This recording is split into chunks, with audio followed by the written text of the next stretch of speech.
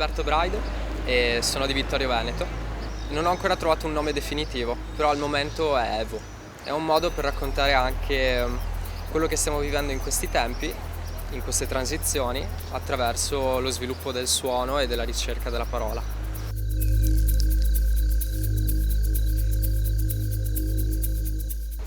All'attivo con la band abbiamo 2 dischi, uno che è stato realizzato pure in copia fisica e uno totalmente digitale.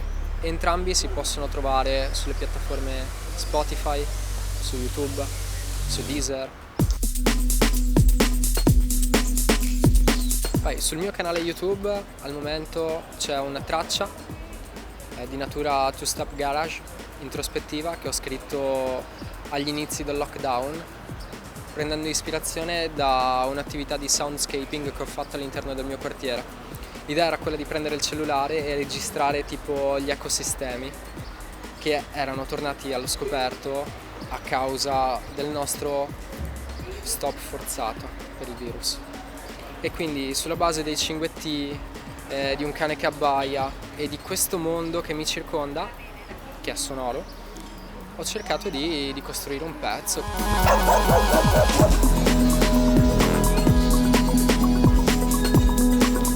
Chiaramente ci sono delle giornate in cui magari l'ispirazione può essere fulminea, quindi tutto arriva in un istante e dentro di me ho delle visioni ben precise e chiare su cosa devo fare, quindi l'abilità sta poi nel mantenere viva questo tipo di visione e il suo sentire per trasportarlo da te stesso e dalla tua emozionalità al computer, in questo caso, che è il nuovo banco di registrazione.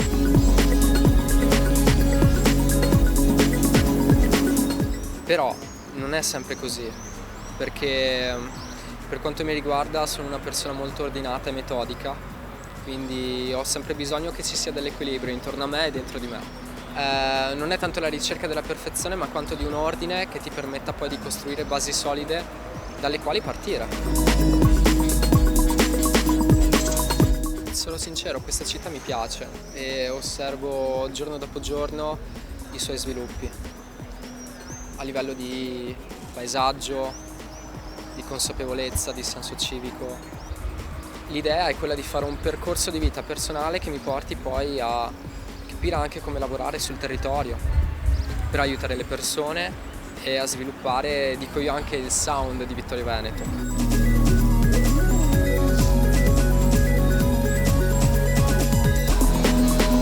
Una cosa che mi piace tanto quando sono a passeggio o mi muovo è proprio quella di cercare degli spot prospettici tali per cui si crea una connessione tra terra e cielo, quindi tra tetti, geometrie, cielo, nuvole, sereno, colori, e che poi chiaramente sulla base musicale tutto trova forma come sfumature, colori, espressioni e magari metodi di realizzazione e di esecuzione.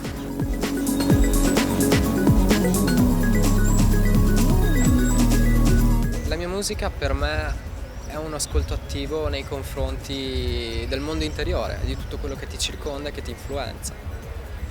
Non a caso molte persone dicono che sia musica calma o comunque con una pace al suo interno, perché è il mio stato d'animo, è la mia indole.